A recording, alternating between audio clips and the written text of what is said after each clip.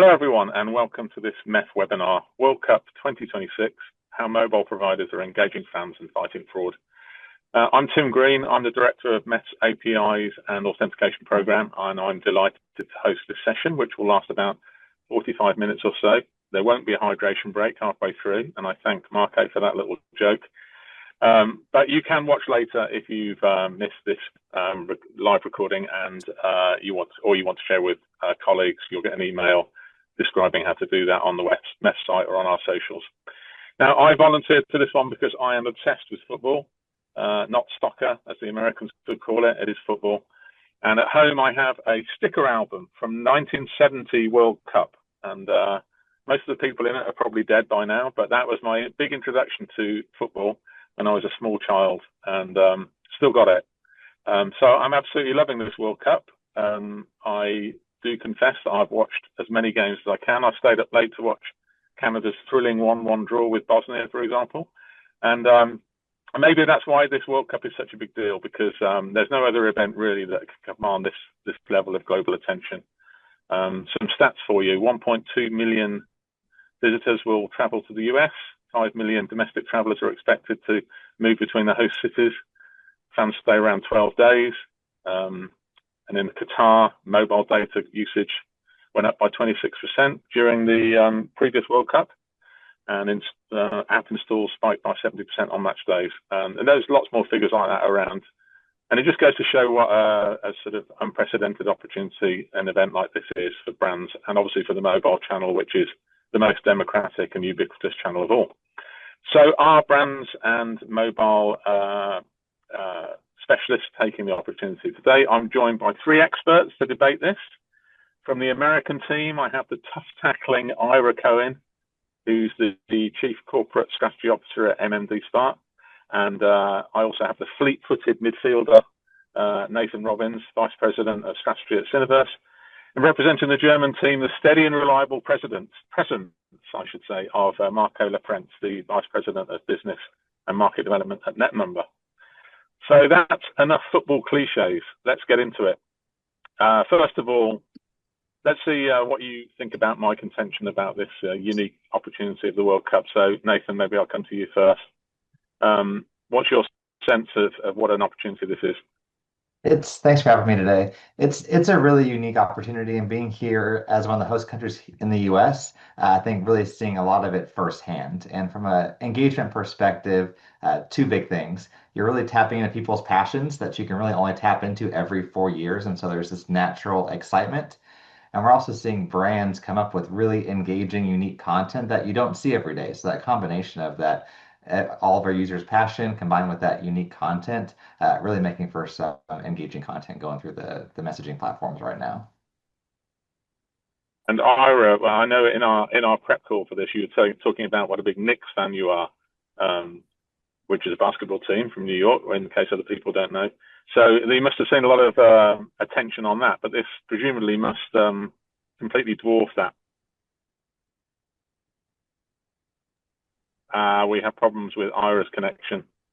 So I'm going to try and get you, Ira, to find another way to connect, and I'm going to go over to Marco and ask you what your sense is of, the level of attention on this event around in the US. I believe you're in the US. I think it's crazy. If we take a look at our insights and intelligence of the usage of our services, on our network, we see similar patterns as, for example, during Christmas time or something like this. So it's insane. Not everybody is participating, of course, but the amount of people that are fascinated by that sport and that engage with this through mobile channels is unprecedented. And I think overall, it's a very unique opportunity for our industry because the World Cup compresses almost every major mobile use case into a very short time span, into just a few weeks. If it is campaigns, if it's downloading apps, buying tickets, traveling, and you mentioned that, how many people are involved and engaged heavily there just by traveling. And if you consider everybody that's having tickets, watching remotely, etc., it's a huge opportunity for mobile engagement. But from my view, it's always also very dangerous, because they have a sense of urgency and immediacy, because they want to have access to the games quickly. They want to make their bets last minute. They want to make sure that they get to the games in time. So there was always a certain rush, which makes people unattentive to details. So there is a danger to it as well that I'm probably going to address over the course of this webinar. Yeah, okay. Well, we can come back to that. Ira, I think we have you back now. So can you just talk about what you're resident in the US, in New York, where matches are taking place? Can you talk about the what kind of level of attention the World Cup is commanding, and what you see, on the TV and on ads around you, evidence of mobile activity that's taking place around this event? Well, what we see after everyone has got down from the Knicks winning the NBA championship for the first time in 53 years, which was really the thing that took over in New York for about 2 weeks. That was really the main thing. But you can't not notice the crowds of the people wearing the team flags and colors, going to baseball games and taking over baseball stadiums and taking over Times Square. You can't not notice them. Americans are sometimes ambiguous a little bit about what we call soccer rather than football. But it's grown tremendously over the last 20 years, particularly because of the youth, and also the women's team has done very well. And so attention has grown tremendously over the last 20 years. This is a big thing, but I think Americans will pick up their attention when it goes into when it leaves group play and goes into the more types of elimination side of it, because then it becomes really exciting and challenging. In terms of mobile, and we spoke about this in our pre-call, I think that this is a huge missed opportunity. I think that RCS in general for the mobile industry is a missed opportunity. I think in particular with the magnitude of 1.2 million travelers and how many hotel rooms and how many trains and bus tickets are going to be sold, not even talking about match tickets, hotels, restaurants, brands. The only real brand activity that we've seen was the Lay's potato chips campaign, but that was on WhatsApp, not RCS, unfortunately. And so we're not really seeing, in terms of mobile activity, not a lot. I mentioned the few things that we've seen have been traveler information. So an RCS code at the airport, a QR code at the airport where you can sign in to get traveler information.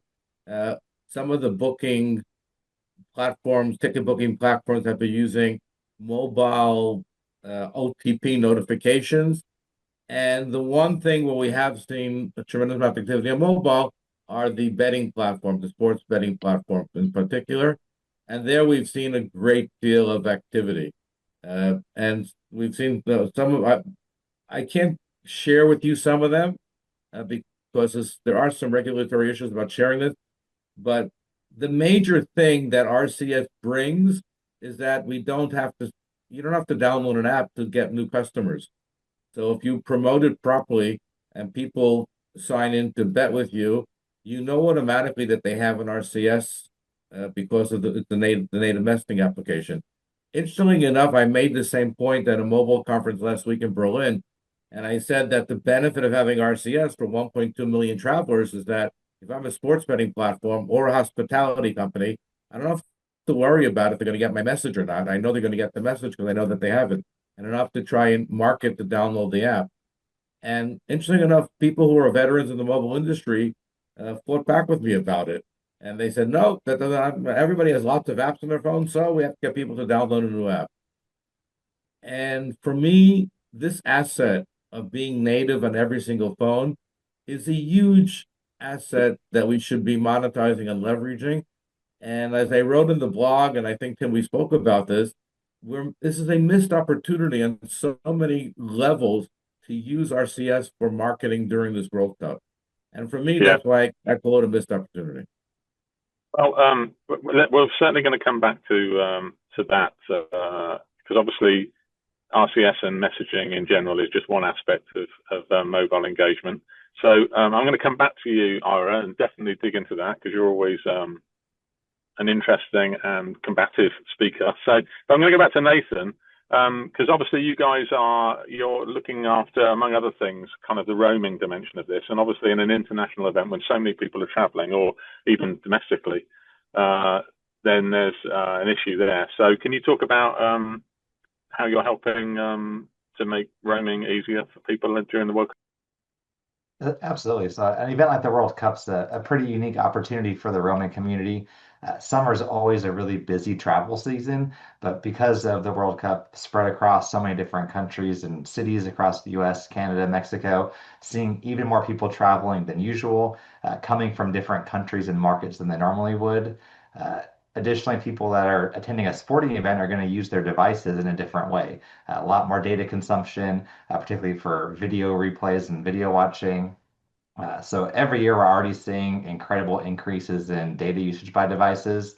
So compared to the World Cup 4 years ago, substantially more data over roaming connections. And people are also expecting a higher quality of service more than ever before. So we're obviously working with all the host country operators. They want to make sure that they're providing a great inbound roaming experience for everyone coming into the games.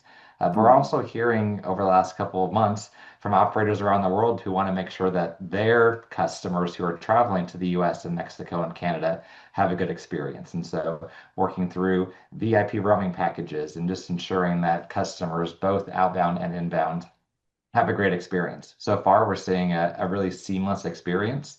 And so kind of all the prep work that's gone on from all the operators and companies like Cineverse is really paying off. Whenever anyone talks about roaming, there's always a mention of eSIMs. Is that something that's a factor in this, which presumably wouldn't have been in Qatar, for example? Correct. Definitely continue to see an increase in eSIM, and for kind of certain markets and for certain attendees, definitely a valuable a resource for them to stay connected. But we're seeing a ton of new offerings from mobile providers as well, so that people can have that seamless roaming experience. So definitely a combination of both to help make the game a success. Okay, Marco. So let's turn over to you. So obviously, a net number, you're verifying people's numbers. You're in the helping brands to fight fraud and so on. Can you talk about what you're doing in this World Cup and maybe how that might have differed from the previous one? Yeah. Well, to every upside, there is always a fraudster waiting next door to exploit it and give it a downside, unfortunately. And that is true. I'm not sure if you have seen it, but the FBI just a month ago put out a warning that especially the FIFA brand itself is going to be exploited heavily with phishing websites, particularly that are so well crafted now due to AI that it makes like fans that are in excitement or that are frustrated or in a rush, in their urgency, make it really hard for them to detect those and to recognize them. And you can do, I think, all of the education and awareness campaigns that you want. But ultimately, if you're a service provider, if you're a brand, and you create all of these engaging mobile experiences, you should also care about protecting the user journey, right? You have to make sure that when you provide great services, that the users of your service can also feel safer and are not being taken advantage of. And that is where we come into play. So all of our focus, all of our number intelligence, our authentication services, or fraud prevention solutions cater towards the protection of consumers against fraud. And there are various scenarios that I would like to highlight. Like there are hundreds, but a few are particularly of interest to me. And one of which was related to ticketing, right? If you want to have your ticket and you want to get your ticket, you have to log in somewhere generally. You have to download it. You have to get it. You're in a rush.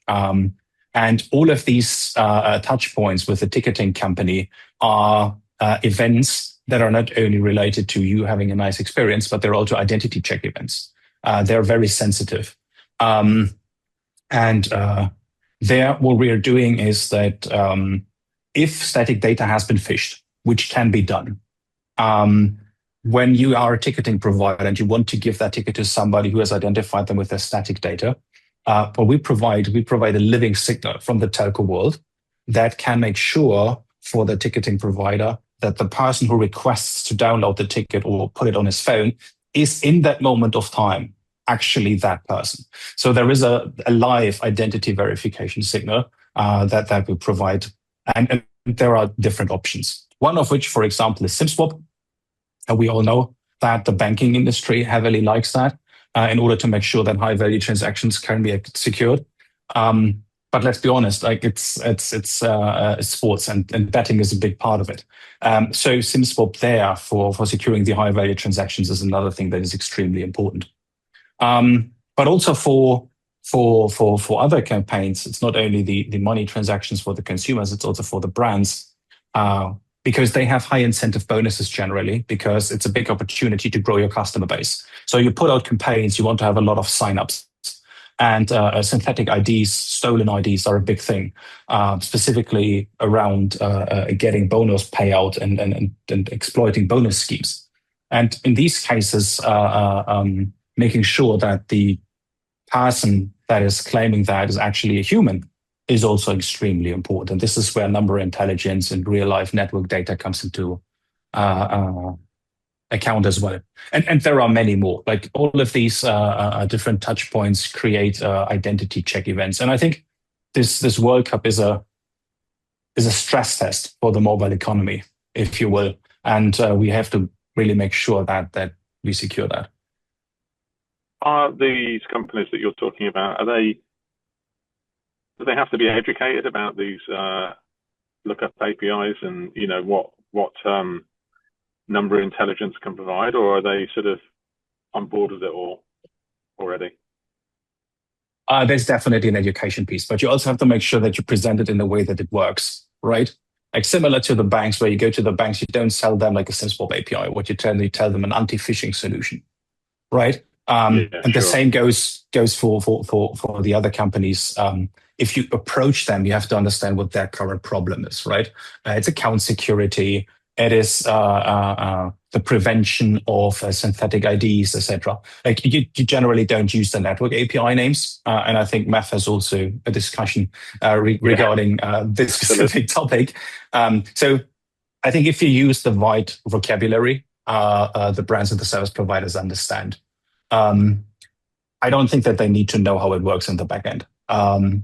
But the network APIs is definitely, and you asked what has changed. The availability and the maturity of the network APIs play a very significant role in how the contribution to account security and privacy and data protection and fraud prevention, fighting fraud has evolved since the last World Cup, for sure. Speaking of kind of acronyms and education, Ira, back to you. Do you think one of the reasons why you were just describing how everything's being done on TikTok and WhatsApp and there's RCS is there and it's ubiquitous and universal and people aren't really doing it?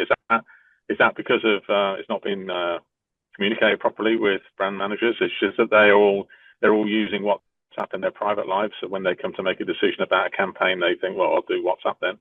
Is that what's going on? Yeah, I've been on this bandwagon for about a decade about this, that we don't market to marketers. I think that the biggest problem that we've had with messaging in general is that it's not really part of the marketing mix. When an agency comes to a brand and says, okay, let's do this sort of campaign, it's not really taken into account. RCS, we did a survey earlier this year, and everyone knows about RCS, saying it's a major priority, but there are very few companies that are actually using it.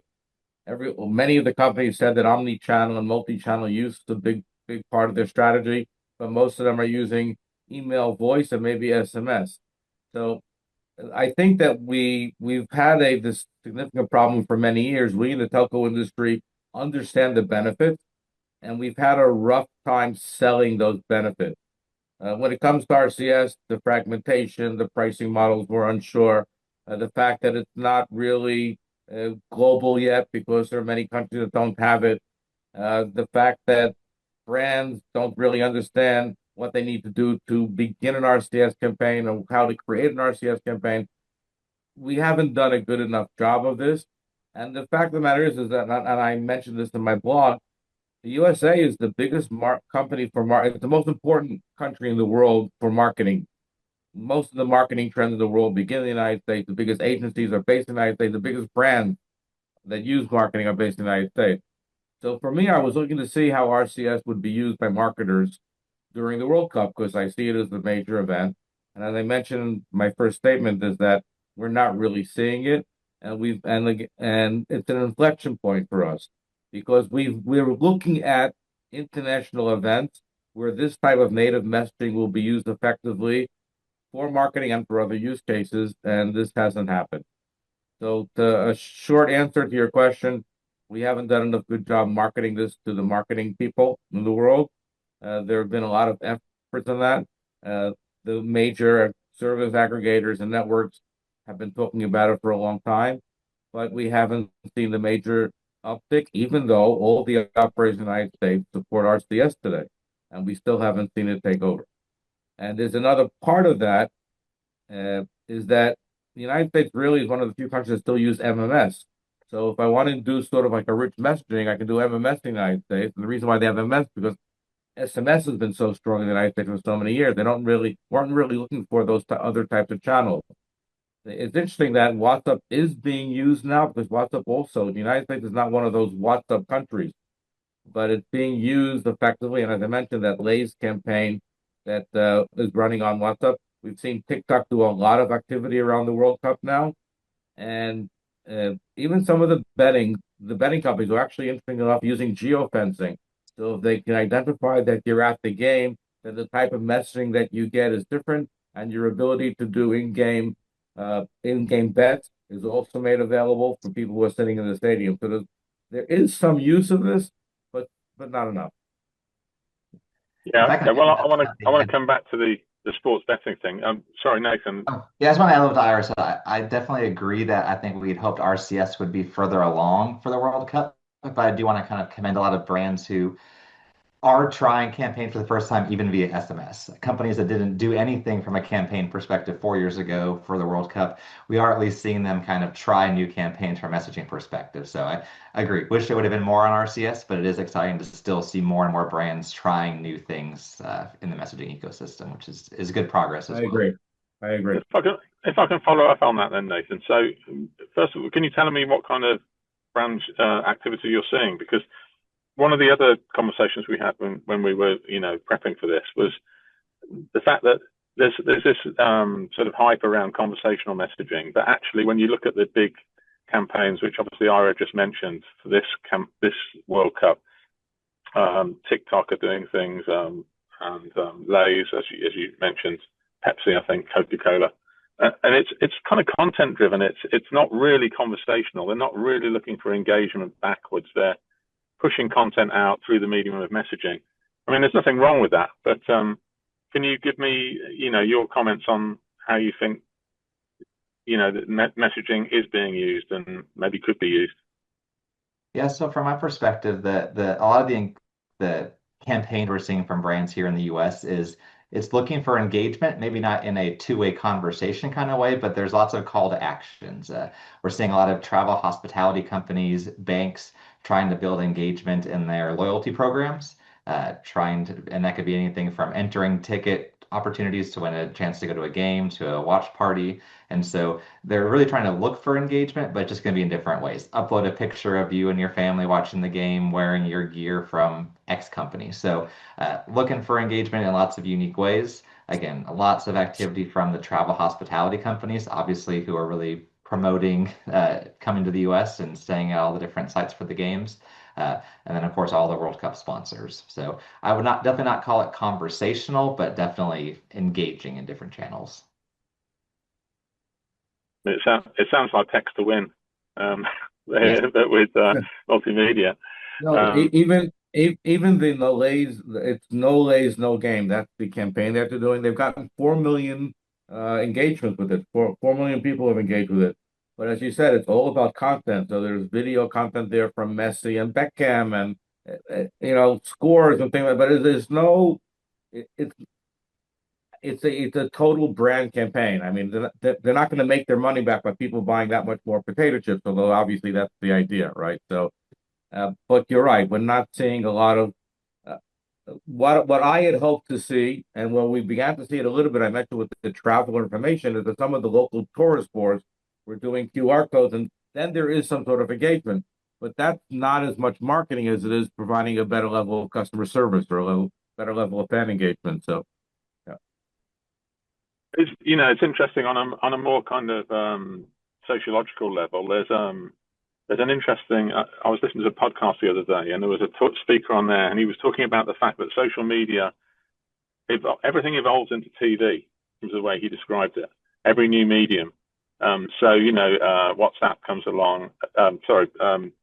Facebook comes along, Twitter, and it ends up being a new entertainment platform where people watch content from people that they don't really know. So kind of the idea that social media is for the people talking to their friends is kind of out of date now.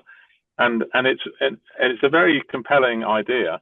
And I think the most interesting thing is that we're looking at mobile messaging now, which genuinely is a communications tool. And even that, to a certain extent, is moving towards TV type content. I can get updates from my favorite brands on WhatsApp, on their channels.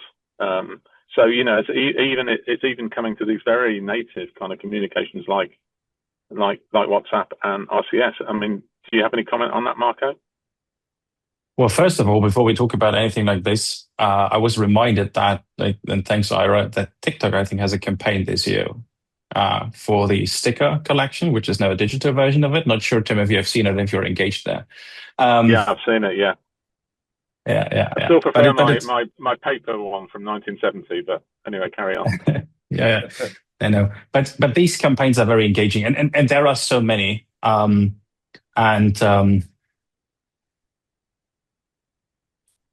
When I listen to this conversation, no matter how good brands are adopting these new channels or not, but I see so many new attack vectors popping up.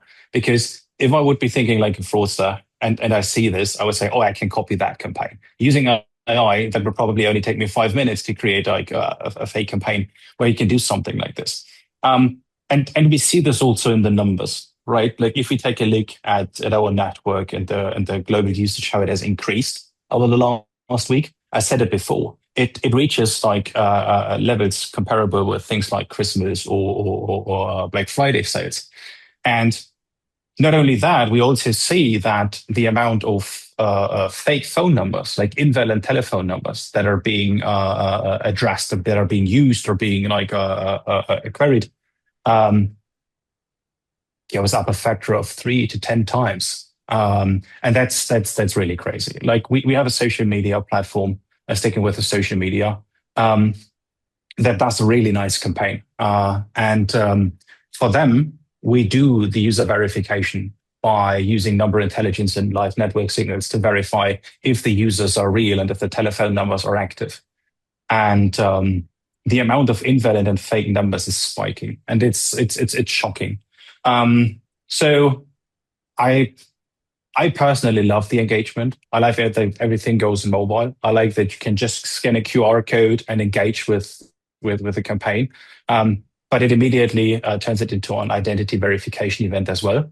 And that has to be thought through and has to be followed through as well. And this is where number intelligence comes into play. I would say it works. So for the social media company that I was talking about, like when we in some scenarios detect that 10% of the telephone numbers are suspicious or fraudulent, that saves the subscribers generally from things like account takeover, from cleaning their deposits, etc. But it also protects the brands from not engaging with these telephone numbers and then wasting time and effort and potentially paying out bonuses to bots and whatnot. Yeah, amazing. Let me just comment on that. One of the things we have seen is that brands, some telco brands and some sports brands are using WhatsApp and RCS to send in-game notifications and live feed sort of. And part of it is particularly to gather personalization data about those users for the future. They're not necessarily engaging with them now in a two-way conversation, but they're using that, they're getting personalized data. This is the team that they like. These are the type of things that they're interested in, etc. So that's one area where we are seeing that is happening. The other place we're seeing is e-commerce retailers are like using things that are happening in the game to say, okay, your delivery's on the way. It'll get you right after the match is over, or things like that. So some e-commerce retailers are on the board with this in terms of the mobile. I just wanted to comment something else you said about social interaction. There are a lot of interactive or virtual watch parties happening on WhatsApp and Telegram at the moment. So I mentioned in our pre-call that my children live in all different parts of the world, and we're watching the Knicks game during their championship run via an interactive WhatsApp watch party, and we're all commenting on the game that's going. That's happening all over the place. Telegram in particular has many watch parties for this in the countries where Telegram is popular. So that we are seeing in terms of that social interaction via social media channels and mobile. It's interesting because there's nothing new under the sun because, I remember 15 years ago, second screening was the big thing that everyone was talking about. And, it's this new phenomenon that we all have second screens and we're still doing it, but it's obviously just the mediums and the platforms have changed. But Ira, I want to stick with you because I want you to talk to us a little bit about your experience with sports betting companies, because this is such an important part now of any big sports event. It's with the legalization of betting to a degree in the US, it's completely changed. It's changing sports as well as changing the way we watch. I know you can't talk about the specific companies you work with, but can you elaborate on some of the ways that they are engaging with fans during this World Cup? Well, first of all, they've signed up a tremendous amount of new users leading up to the World Cup, which always happens when there's a major global sporting event. This one in particular, because it's so widely covered and because there's so much interest in it, it's the largest by far, I think, in terms of people who are actually going to games and are involved in the games themselves. So that's one of it. The biggest thing that we're seeing is in-play outcomes. So you're able to bet on the next goal, the next scorer, the next type of play, and then they're getting micro betting results within seconds because these are actually things that are happening in game, and people are doing. In the United States, we call them in-game parlays. They're changing their betting, the bets that they had before the game during the game, and then they're supporting this with API driven odds. So they have this algorithm that's changing the odds as the games are going, so people can make new bets based on new odds, based on the actual live outcome of the game. And then there are auto cash outs, and they have visualizations of actually what's happening on the betting boards, etc. Which leads to an interesting idea about if I can use AI to change the odds all the time, and I know where people are because of GPS fencing, fencing, then I can enable micro bets within the game, and that will totally change the in-game experience when I'm at a game in a stadium. So this is a next level that we haven't seen, and it's coming down the pike. Tremendous amount of spikes in traffic from these companies. And again, because of regulatory issues, what's interesting is many of these companies are based outside the United States, but their apps are working within the US at the moment during the games, which is an interesting idea because theoretically they're not allowed to send messages directly to these, let's say an SMS message. You have to be a licensed operator to be able to do that, an operator in terms of casino operator or gaming operator, and yet they haven't seen any real issues in terms of performance in the US despite this. So they are doing very, very well. We haven't seen any numbers yet in terms of what are the actual amount of money that will be bet on these games, but I'm not a betting man, but I'll predict that this will be by far the most ever seen on any sporting event in terms of money placed on bet. And Marco, I think you mentioned sports betting in your last comment, but I presume that the onboarding and signing up customers for sports betting services, that is something where you really need to, be sure of the identity is robust. So have you got any comment to make on that? Absolutely. Like sign up is an identity verification step, right? Synthetic accounts, synthetic identities is a problem. Stolen identities is a problem. As I said before, also these betting providers generally have some sort of a bonus when you sign up, right? They want to incentivize you to actually engage with the betting system so you get to know it. This can be exploited. So you have to make sure that you don't allow fraudsters and these bonus siphoning off rings to leave them on the platform. But even going further, like once you are on the platform and you are heavily engaging with it, there is money on it. Like it becomes like a depot, like a money depot. So it relates sort of to your bank. Like withdrawal is a typical thing that has to be like very, very secure.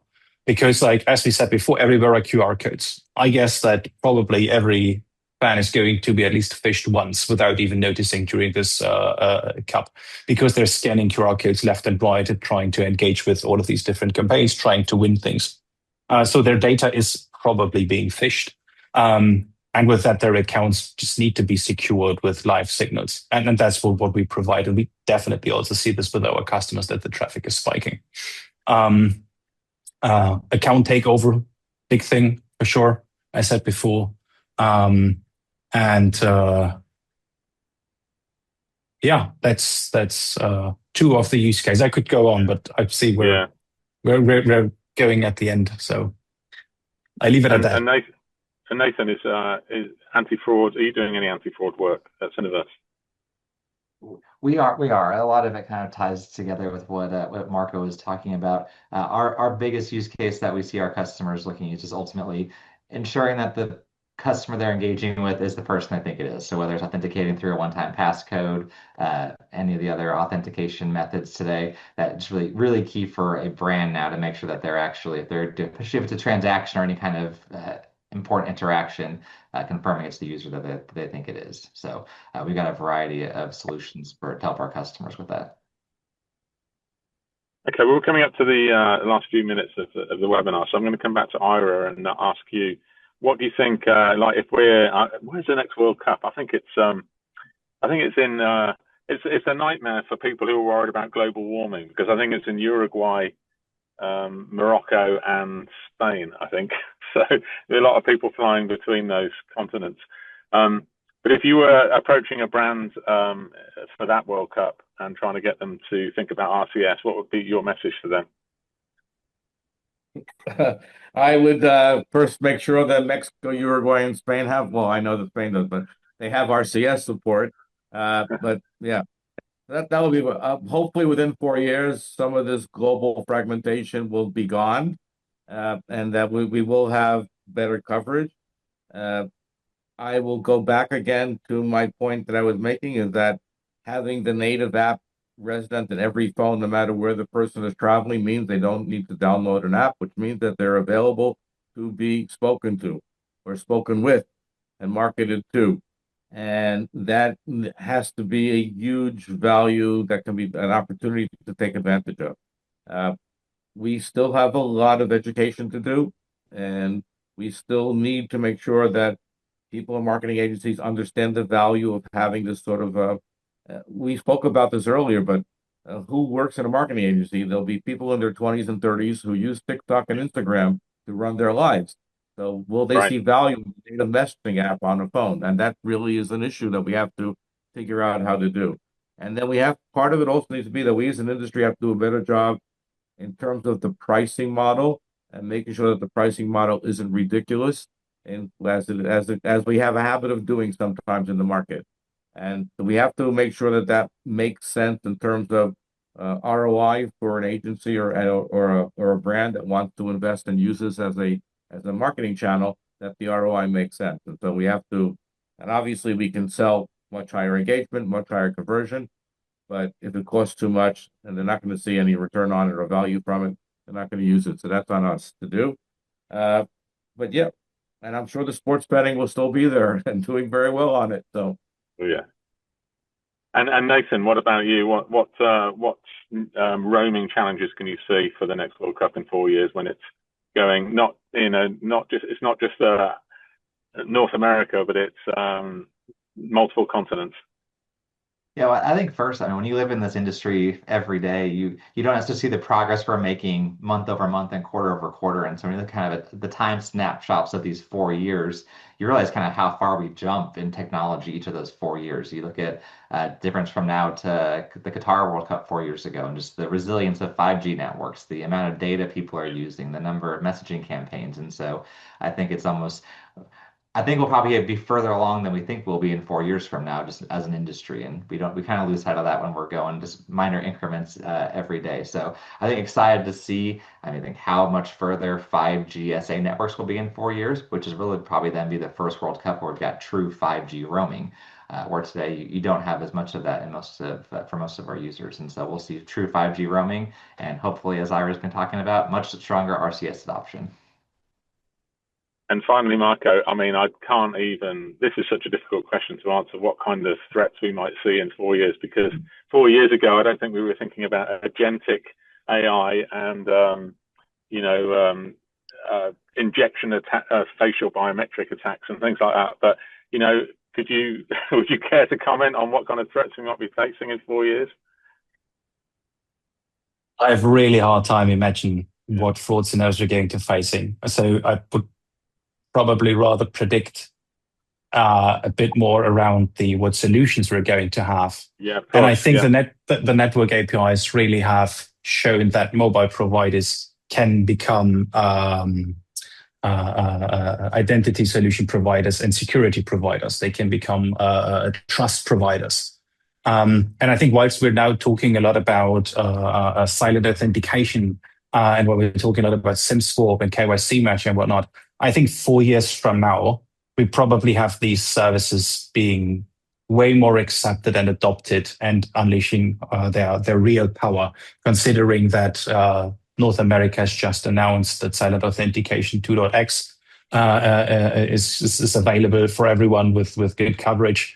And I think that enables then also to use these things in roaming scenarios and Wi-Fi, etc. So I think the mobile ecosystem will play an even larger role in 4 years when it comes to account security and securing all of these mobile experiences. And to be fair, although a lot of technology is changing, telecommunications still heavily relies on telephone number. And that's an artifact that exists for a very long time. Its role has changed significantly, right? In the past, it was just a contact field. It was something that you needed to terminate a voice call. Today, it is an integral part of our identity. And that allows it to be a trust, like a live trust signal, if used right. And our ecosystem, specifically the mobile operators, have understood that opportunity. And I think they doubled down. And this will definitely be interest. But there is also Meta and Google going along and also providing their own authentication solutions. So that will also be interesting to see how they're going to compete in that space, and not only in the engagement and campaigning piece, but how they're also going to compete in the authentication and security space. That's definitely going to be exciting to watch. Great. Okay. Well, that's a fairly positive note to end on. And I want to thank you, Nathan, Marco, and Ira, for all of your insights today. Let's hope that England win the World Cup. I'm not particularly 60 years about that. 60 years 60 years of hurt, yes, I know. But there again, if the Knicks can win the basketball, that's right, then anything can happen. But anyway, with that, I will say once again, thanks Nathan, thanks Marco, thanks Ira, thank you for watching, and we'll see you all next time. Thank you. Bye-bye. Thank you.